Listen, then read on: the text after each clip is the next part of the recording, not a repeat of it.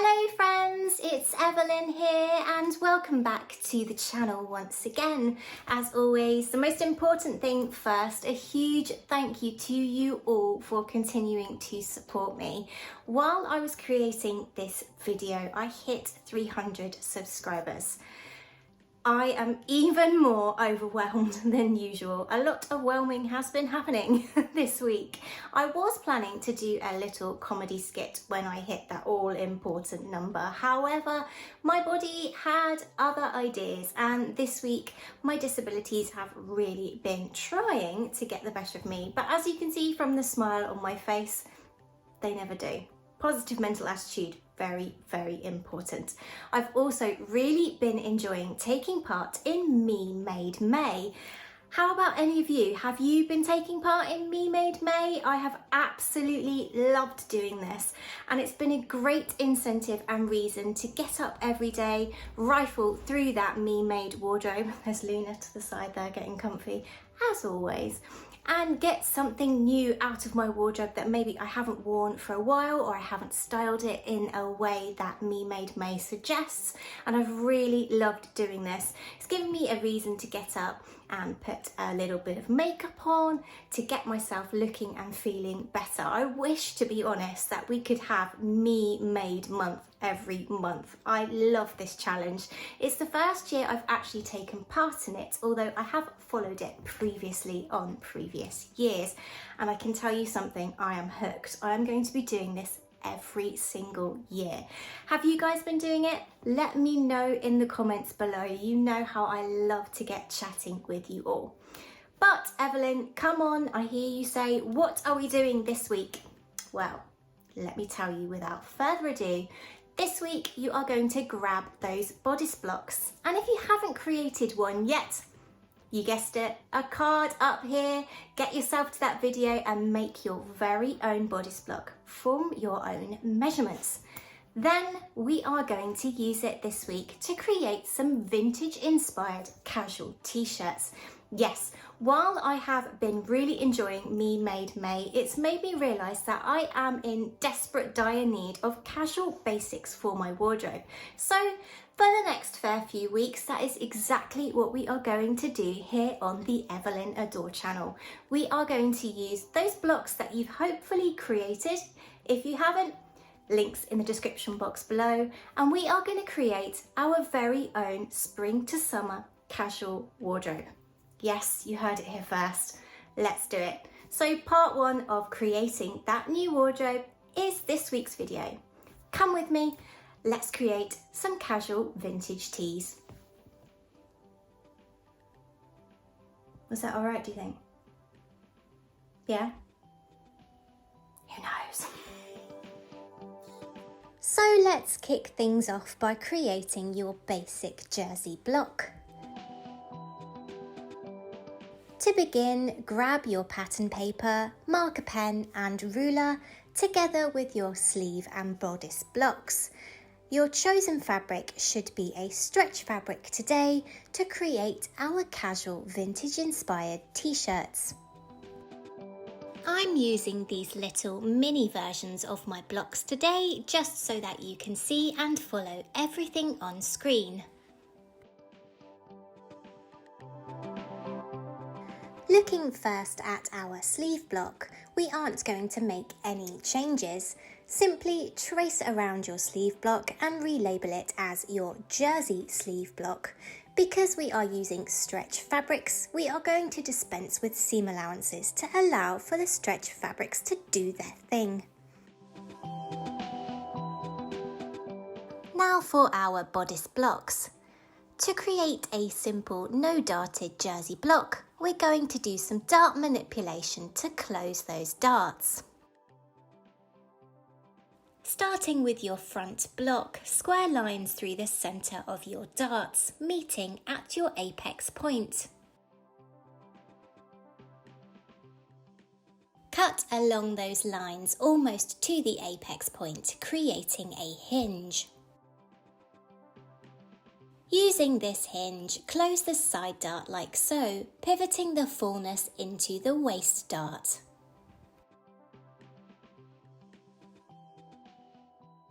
Now measure that new enlarged waist dart and plot this measurement on the waistline inwards from the side of your pattern, making a mark. Draw a line from this mark to meet the side of your block pattern, approximately halfway down the side. Cut down this line, removing the dart fullness from your pattern. Grab some spare pattern paper scraps, placing them behind your new pattern to allow you to smooth and true those new pattern lines. Cut it out and there you have it, your front jersey block.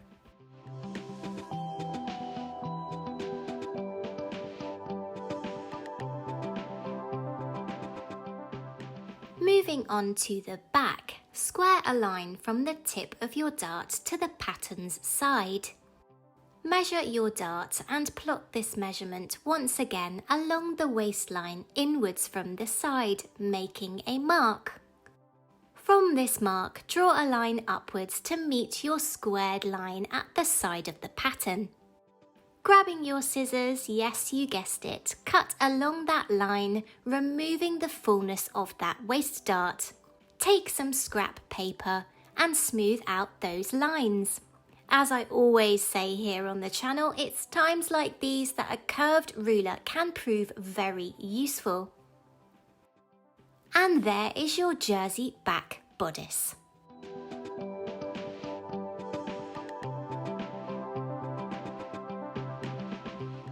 And now you have your complete set of jersey blocks.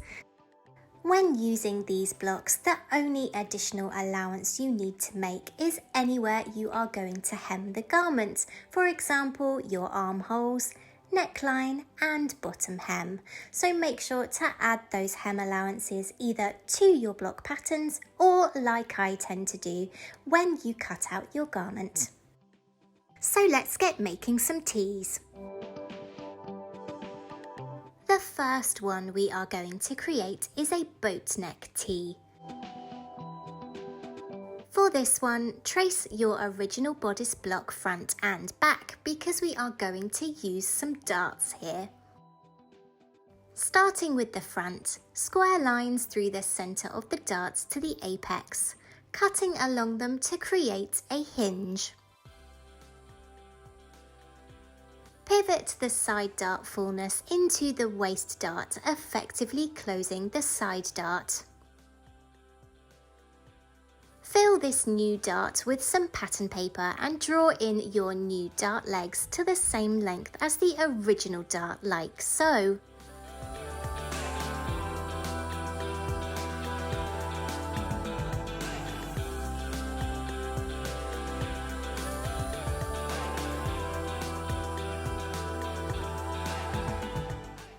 Working on the neckline, to draw in the boat neck, I simply curved a line from the original neckline at centre front and centre back up to the shoulder line, leaving a few inches at the edge of the arm side to allow for a shoulder seam, although you cannot see this with my tiny pattern and my chunky Sharpie. And here is the completed pattern, and you are going to cut out one each of the front and back pieces on a fold at centre front and centre back. To construct the boatneck tee, start by pinning and sewing the darts in your front and back pieces.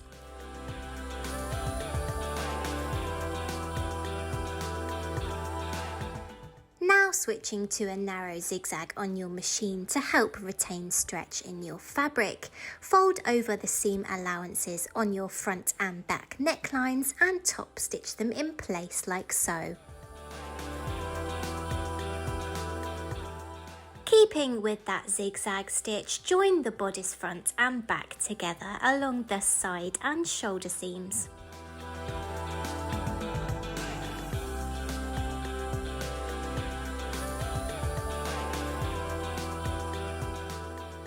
Fold in the seam allowance on your hem and top stitch in place.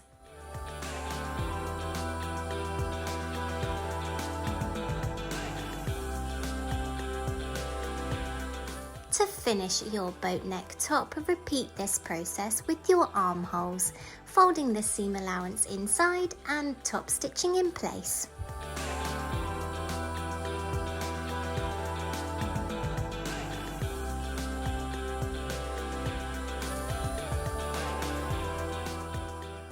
Onto our tie shoulder tee. Once again, you are going to start with your original bodice block with darts.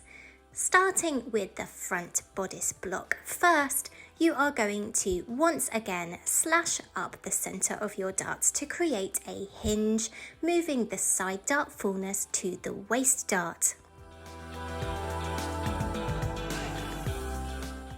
This time, however, we are going to create a new side dart.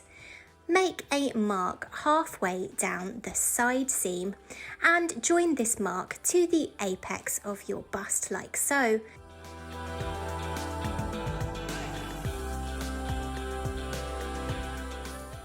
Cut along this new line and pivot the waist dart fullness into a new dart at the side like so.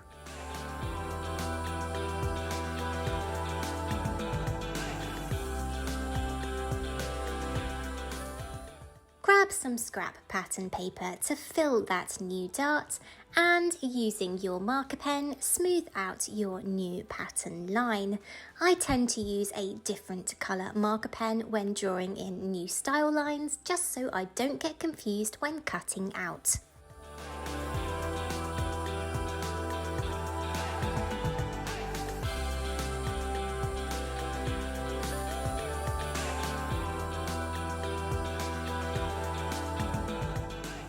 Draw in your new dart, remembering like I just did here to keep it the same length as your original darts.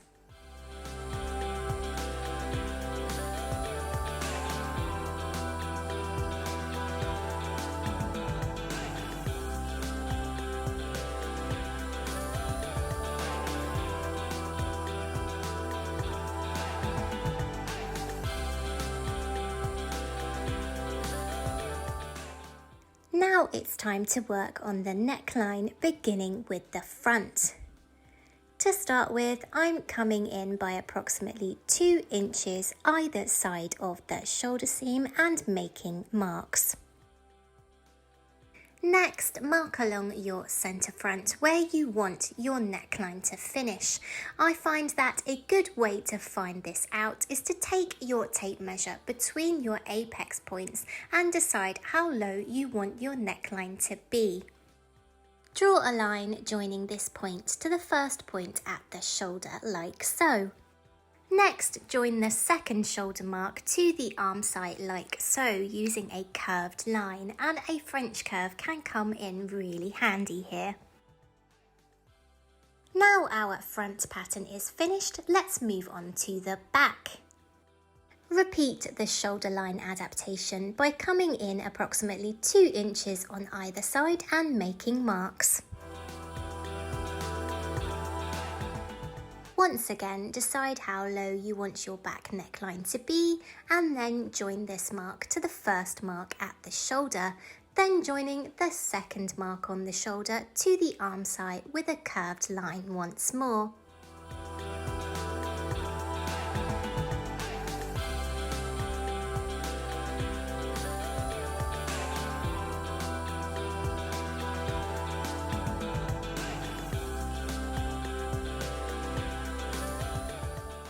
And here is our tie shoulder top pattern complete. Once again, we are going to cut out one front and one back, both on the fold at centre front and centre back. As usual, the construction of this top begins by sewing the darts in the front and back bodice pieces.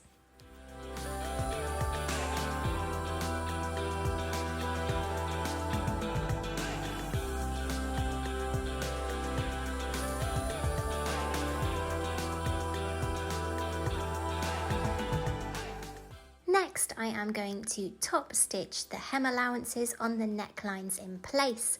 To do so on such a severe V-neck, I am snipping into the V-neck point like so, enabling me to fold over the hem allowance and top stitch it in place like so.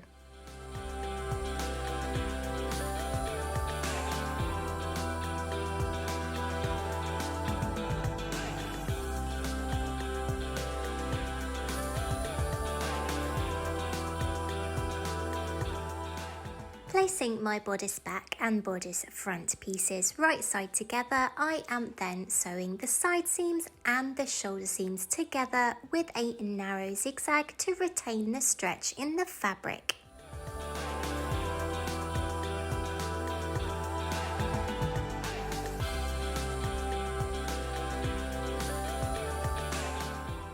It's now time to hem my top, and I'm doing so here by folding over the seam allowance to the wrong side and top stitching it in place like so with that narrow zigzag.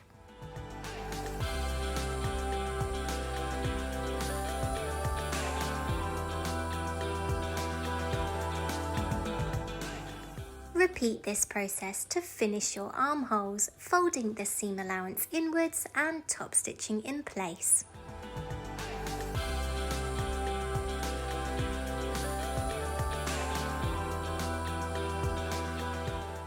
It's now time to draft our tie pattern, and to do so I began by plotting a 12-inch horizontal line on my pattern paper, marking in its approximate centre.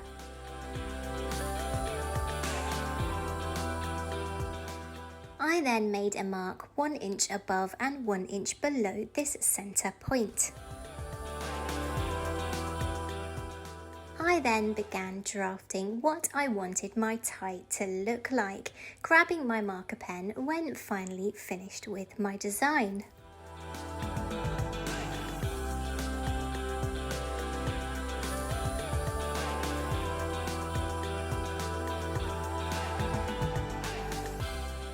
To ensure that my design is symmetrical, I have only drafted 1/4 here.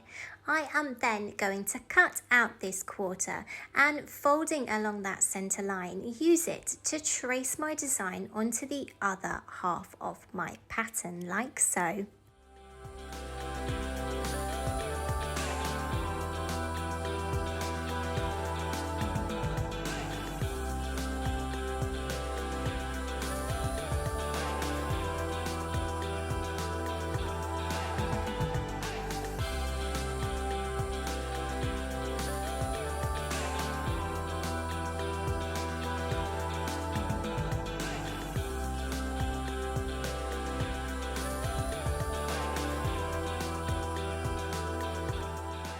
To construct your bows, place each pair right sides together, pinning all the way around the outside. Sew all the way around, leaving a small gap in the centre by which to turn your bows right side out.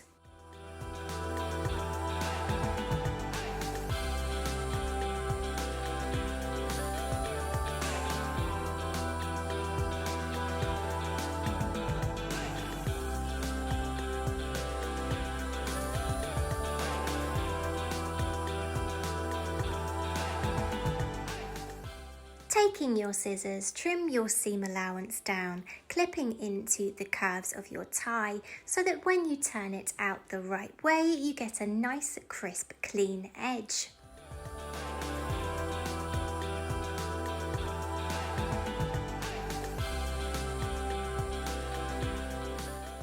Turn your ties the right way and give them a good press, pressing the remaining seam allowances from the opening inside the tie. Then top stitch the remaining opening closed like so.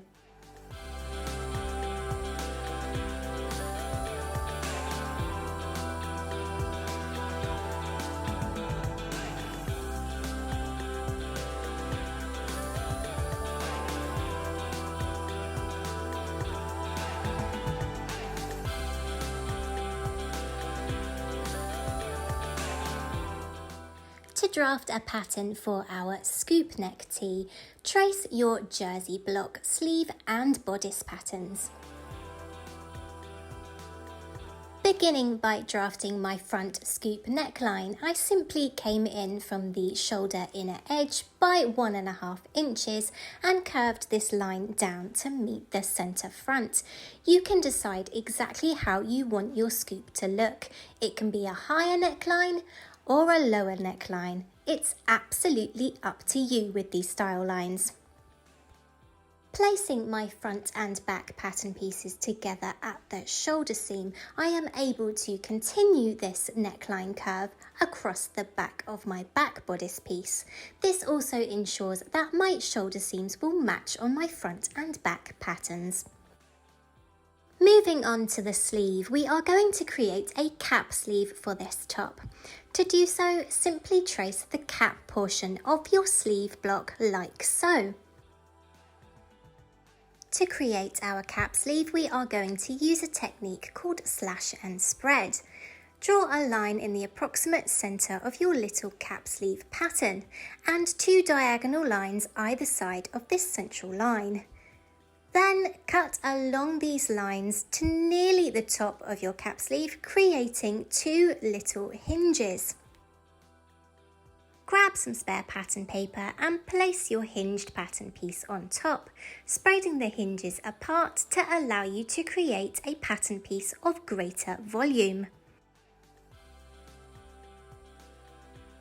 When you have done so, smooth the lines to create your cap sleeve pattern.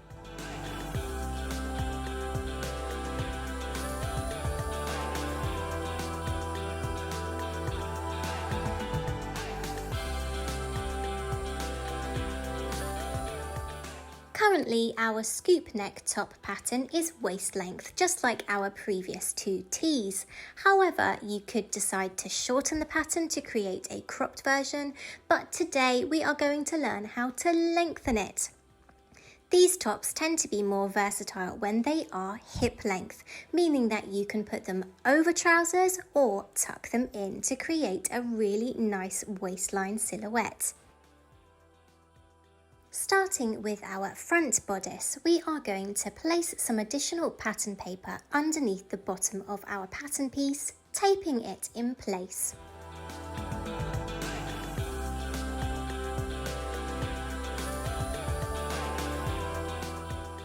Grabbing my ruler and marker pen, I am going to extend the centre front of my pattern down from my waist by my waist to hip measurement like so.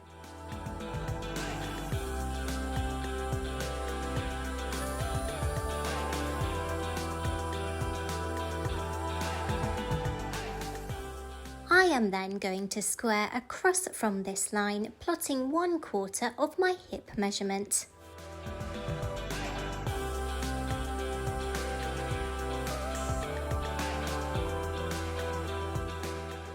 Making use of my French curve, I am then going to join this new line to my waistline, creating a now hip length pattern.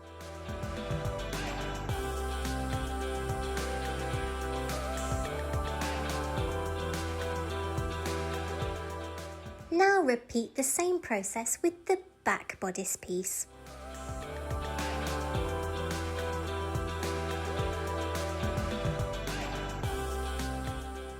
And here is our finished pattern.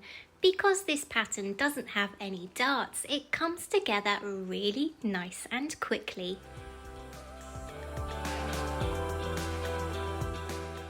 Begin by hemming the sleeves, folding the seam allowance under and top stitching in place.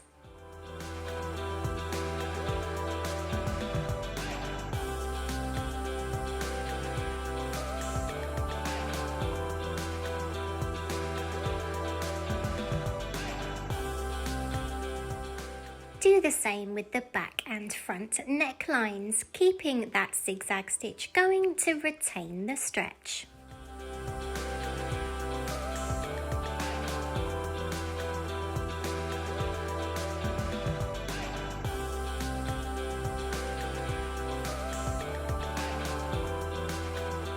With right sides together, zigzag stitch those shoulder and side seams.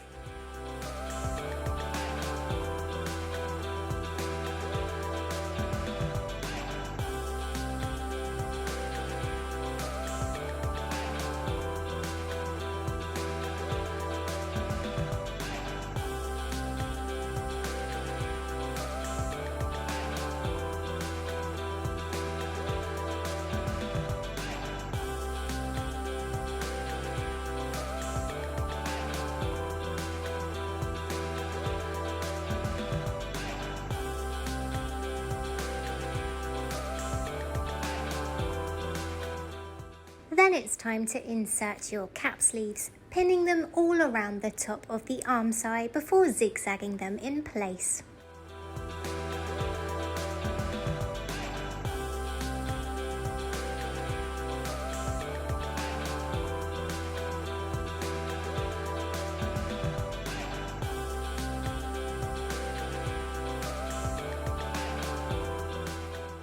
With the sleeves now inserted, fold the remaining raw edges of the armholes to the inside and top stitch in place.